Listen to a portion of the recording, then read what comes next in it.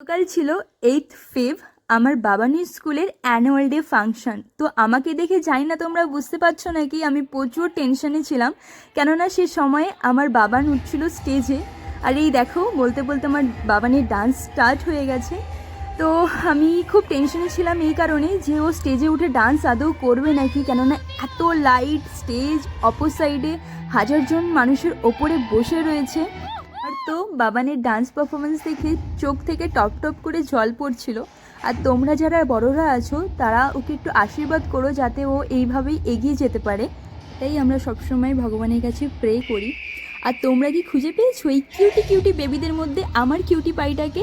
আর ওর পর পর 3 সংস dance performance ছিল, খুবই টাফ ছিল।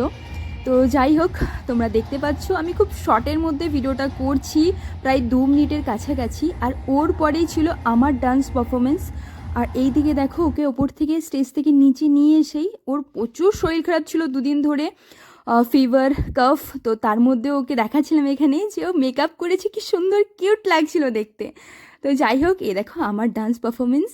তোমরা একটু বলো তো এটা কোন ডান্স হতে পারে, কোন সংসের? তো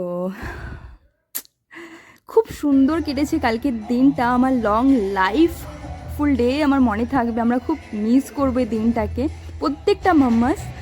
তো চলো একটুখানি তোমাদের সঙ্গে শেয়ার করি গান শুদ্ধ তোমাদের ডান্সটাকে।